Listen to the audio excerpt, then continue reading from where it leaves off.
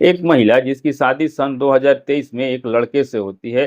शादी के बाद कुछ दिन तक सब कुछ सही चलता है, लेकिन उसके बाद जो उसका पति होता है उस महिला से बहुत गंदी डिमांड करने लगता है। उसके साथ ऐसा-ऐसा डिमांड करता कि जो वह महिला थी वो करने में असमर्थ थी। जब वह विरोध करती तो पति उससे लड़ाई झगड़ा करता और कहता कि तुम मेरी पत्नी हो और तुम्हारा फर्ज बनता है कि तुम मुझे खुश रखो। दोस्तों, जो उसकी पत्नी जो थी वो इतनी ऊब चुकी थी कि उसको कुछ समझ नहीं आ रहा था कि वो करे तो क्या करे। एक दिन दोस्तों वो ऐसा कदम उठा लेती है जिसकी आप कल्पना नहीं कर सकते हैं।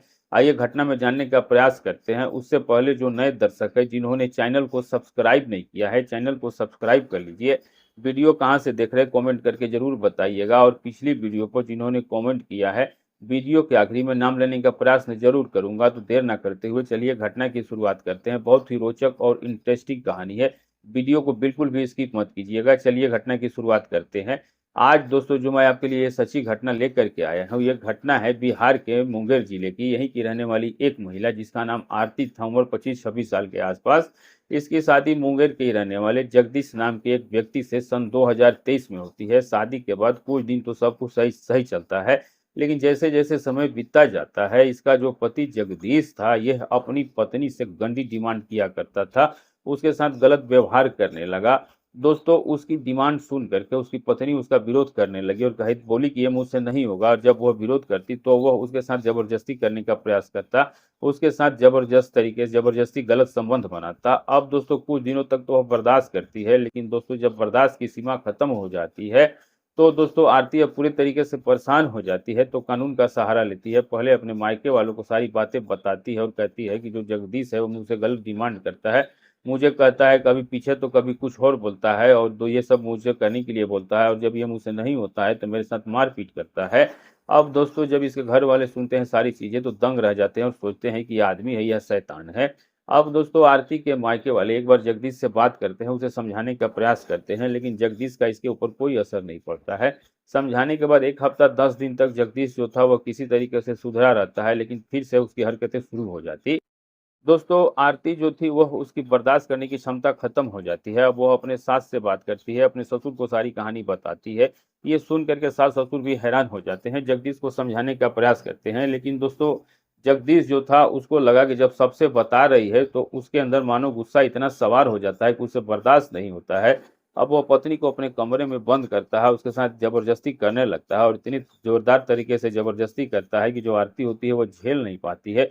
उसे बहुत दर्द होता है, पूरी रात चिल्लाती है। अगले दिन आरती उठती है और उठने के बाद दोस्तों थाने जाती है। थाने में जाकर इसके खिलाफ कंप्लेन करती है। पुलिस आती है, इससे पूछताछ करती है, लेकिन यह मुकर जाता है। अब जो आरती थी उसके पास कोई पुख्ता सबूत नहीं था कि वो कोई सबूत दे पाए कि इसका पति इसके साथ ऐसा करता है। थाने वाले कहते हैं तुम्हारे पास कोई सबूत हो तो बताओ। कहती है कि मेरे पास तो कोई सबूत है नहीं। थाने वाले कहते हैं बिना सबूत के मैं कैसे मान लूँ, हो सकता है तुम इसको फंसा रही हो। आरती समझ जाती है और सोचती है कि मामला ज़रूर कुछ गड़बड़ है। अब वो प्रूफ़ के चक्कर में फँस जाती है और सोचती है कि अब थाने जाऊँगी तो प्रूफ़ के साथ ही जाऊँगी, ताकि पुलिस वाले फिर मुझसे कोई सबूत ना माँग सके। अब दोस्तों आरती जब थाने से वापस आती है तो सोच में पड़ जाती है कि किसी न किसी तरीके से उसके पति की जो करतूत है इसका सबूत मिल जाए। अब दोस्तों 2-3 दिन का समय तो किसी भी तरीके से बीत जाता है। उसके बाद दोस्तों एक दिन जगदीश फिर आरती के साथ वैसी ही हरकतें करने लगता है। तो उस दिन आरती बहुत सजग और होशियारी से थी, और दोस्तों उसने अपना जो मोबाइल का वीडियो होता है उसको ऑन करके रखा था, और उसकी सारी हरकतें जो थी वह उस कमरे में कैद हो जाती है। अगले दिन दोस्तों वो फिर से थाने पहुंचती है और थाने वाले को वह सारी वीडियो दिखाती है। थाने वाले जब वो वीडियो देखते हैं तो देखने के बाद दोस्तों फिर भी उसकी कंप्लेन और एफआईआर दर्ज नहीं करते हैं, और बहुत चक्कर काटती है थाने की, परेशान हो जाती है। क्योंकि दोस्तों उसके पास ना तो कोई पावर था और ना ही कोई इतना ज़्यादा पैसा था कि वो कोई उपाय लगा सकती थी। वो मजबूर थी, परेशान थी, क्या कर सकती थी। इसी बीच उसको एक व्यक्ति से मुलाकात होती है, नाम था जितेंद्र, जिसकी पकड़ थाने में बहुत ही अच्छी थी और थोड़ा वो नेता टाइप का आदमी था। अब जितेंद्र उसको आश्वासन देता है कि तुम घबराओ नहीं, मैं इस पूरे प्रकरण में तुम्हारी मदद करूंगा। अब दोस्तों जो आरती थी यह जितेंद्र के चंगुल में फंस जाती है। अब जितेंद्र जो था वह उसको न्याय दिलाने के बहाने थाने लेकर के जाता है, और थाने में ले जाकर किसी भी तरीके से उसकी कंप्लेंट दर्ज करवा देता। अब दोस्तों कंप्लेंट जब दर्ज हो जाती है तो पुलिस पहुंचती है जगदीश के पास, जगदीश को थाने बुलाती है। थाने ला करके जगदीश को सारा सबूत दिखाती है। दोस्तों जगदीश जो कुछ सबूत था उसको कहता है कि यह पूरी वीडियो जो है ये सारा सर झूठ है। हम दोनों के बीच जो कुछ भी संबंध बनता है वो राजी खुशी से बनता है, और ये हमें दहेज की लालच में फंसाना चाहती है। इसका मकसद है कि किसी न किसी तरीके से हमारे ऊपर दहेज प्रथा का मुकदमा कर दे और उसके एवज में मोटी रकम लेकर के किसी और के साथ भाग जाना चाहती है। इसका किसी और के साथ संबंध है, चक्कर चल रहा है, ये उसके ऊपर ऐसा आरोप लगा देता है। अब दोस्तों जो जितेंद्र और जो आरती थे, ये अक्सर इनका थाने में आना जाना लगा रहता था, जिसके चलते इन दोनों के बीच बातों का सिलसिला बढ़ जाता है और सिलसिला कुछ इस कदर से बढ़ जाता है कि दोनों एक दूसरे के साथ मिलने लगते हैं और मिलते मिलते दोनों के बीच शारीरिक संबंध बनने लगते हैं। जब जगदीश को पता चलता है कि उतनी पत्नी जितेंद्र के साथ रिलेशन में आ गई है और उसको लगता है कि किसी न किसी तरीके से जितेंद्र और आरती की करतूतों का अगर कुछ प्रूफ मिल जाता तो शायद अपनी बेगुनाही सबूत को पेश कर पाता। जगदीश भी कोई दूध का धूला नहीं था, आदतें उसकी बहुत गंदी थी, थोड़ा-सा नशेड़ी टाइप का था, नशा भी किया करता था और नशे की हालत में अपनी पत्नी के साथ जाति किया करता था, जबरदस्ती किया करता था। अब दोस्तों आरती और जो ये जितेंद्र थे, एक दिन थाने के बहाने घर से निकलते हैं और निकलने के बाद पहुंच जाते हैं एक होटल में। जो जगदीश था, इसका चाचा का एक लड़का था, वह नजर गड़ा करके रखा था आरती और जितेंद्र की हरकतों पर। वह उसका पीछा करता है और पहुंच जाता है वह ओयो होटल में। दोस्तों यह दोनों होटल के अंदर अपने जो शारीरिक संबंध के जो पल होते हैं, वह दोस्तों अपनी आवश्यकताओं को पूरी कर रहे थे। और दोस्तों जो जगदीश का चाचा का लड़का होता है, वो बाहर खड़ा था। अब दोस्तों जैसे ही ये दोनों ओयो होटल से निकलते हैं, इनकी पूरी वीडियो बना लेता है और वीडियो बनाने के बाद इनसे पूछने का प्रयास करता है, तो ये लोग इधर उधर की बातें करने लगते हैं। अब दोस्तों इन लोगों को पता चल गया था कि आज हम लोग पकड़े गए हैं और हो सकता है कि जो हमने चाल चली थी वो हमारे ऊपर ही उल्टी पड़ जाए। अब दोस्तों ये लोग तुरंत वहां से थाने आते हैं और थाने आने के बाद पुलिस वालों से कहते हैं कि इनके चाचा का एक लड़का है जो कि हमारा फर्जी वीडियो बना लिया है और हो सकता है कि आप लोगों को दिखाए और अपनी बेगुनाही साबित करना चाहे। तब तक जगदीश के चाचा का जो लड़का था वो भी थाने पहुंचता है और थाने पहुंचने के बाद पुलिस को पूरी वीडियो दिखाता है। अब दोस्तों पुलिस के लिए एक तरह से ये चुनौती हो जाती है कि इसमें कौन बेगुनाह है और कौन सही है, यह साबित करना। अब दोस्तों जो जितेंद्र था वह अपनी बेगुनाही साबित करने के लिए थाने पहुंच चुका था, लेकिन जो जगदीश का चाचा का लड़का है, वह कहता है कि साहब अगर या आपको मेरी बात का भरोसा नहीं है तो जिस होटल से ओयो होटल से आए हैं उसका पूरा वीडियो है, जानकारी लेना चाहें तो उस ओयो होटल में जाके जानकारी ले सकते हैं कि ये लोग वहां पर गए थे या नहीं थे, कितनी देर रुके थे। अब दोस्तों पुलिस दोस्तों को न्याय करना था, तो वह लोग दोस्तों दो पुलिस कांस्टेबल को भेजते हैं उस ओयो होटल और वहां से पूरी डिटेल निकाली जाती है। तो पता चलता है कि ये लोग एक बार नहीं, लगभग हर दूसरे तीसरे दिन उस ओयो होटल में जाते थे और 2-3 घंटे का समय गुजार करके वापस आ जाते थे। अब दोस्तों पुलिस को पूरी डिटेल मिल जाती है। उसके बाद दोस्तों जो 2 सिपाही गए थे वो थाने आते हैं। थाने में आके थानेदार को सारी बात बताते हैं कि जगदीश जो कह रहा था वो बिल्कुल ही सही कह रहा था। आरती का किसी और के साथ चक्कर है और वह दहेज के लालच में आ करके इसे फंसा करके इससे मोटी रकम ऐंठने का पूरा प्लान है। जितेंद्र नाम का एक व्यक्ति है जिसके साथ उसका चक्कर चल रहा है और अक्सर यह ओयो होटल में जाते हैं और लगभग 5-7 बार गई है और जब भी जाते हैं 2-3 घंटे का समय गुजार करके ही आते हैं। आरती और जितेंद्र पहले से ही थाने में मौजूद थे। जगदीश भी मौजूद था। अब आरती से सवाल पुलिस पूछने लगती है। आरती उधर उधर की बातें करती है। जितेंद्र से पूछा जाता है। जितेंद्र के पास भी कोई जवाब नहीं था कि आखिर वो जवाब में क्या दे, क्योंकि पुलिस के पास उसके काले चिट्ठे थे और जो कहानी थी वो सब कुछ मिल चुका था, उसके पास सबूत आ चुकी थी।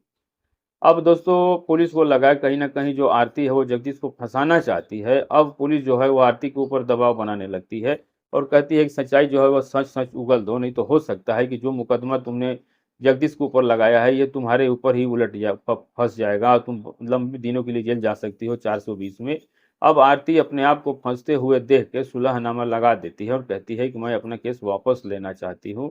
सुलहनामा लगाती है तो पुलिस समझ जाती है कि कहीं न कहीं जो आरती है इसकी चाल केवल जगदीश को फँसाने की है। अब दोस्तों किसी भी तरीके से पुलिस जो है जगदीश आरती का सुलह करके घर भेज देती है। दोस्तों जगदीश तो अपने घर आ जाता है, लेकिन आरती अपने घर वापस नहीं आती है। तो अब जगदीश को लगा कि आरती गई कहाँ होगी, अपने ससुराल फ़ोन करता है तो पता लगता है कि स आरती वहाँ भी नहीं गई है। जगदीश दोस्तों काफ़ी चिंता में होता है कि उसकी पत्नी आखिर कहाँ चली गई। उसको लगता है कि कहीं ऐसा ना हो कि जितेंद्र ही उसकी पत्नी को लेके भाग गया हो। दोस्तों जितेंद्र के नंबर पे फ़ोन करता है तो जितेंद्र का भी फ़ोन नहीं लगता, आरती का भी फ़ोन स्विच ऑफ जा रहा था।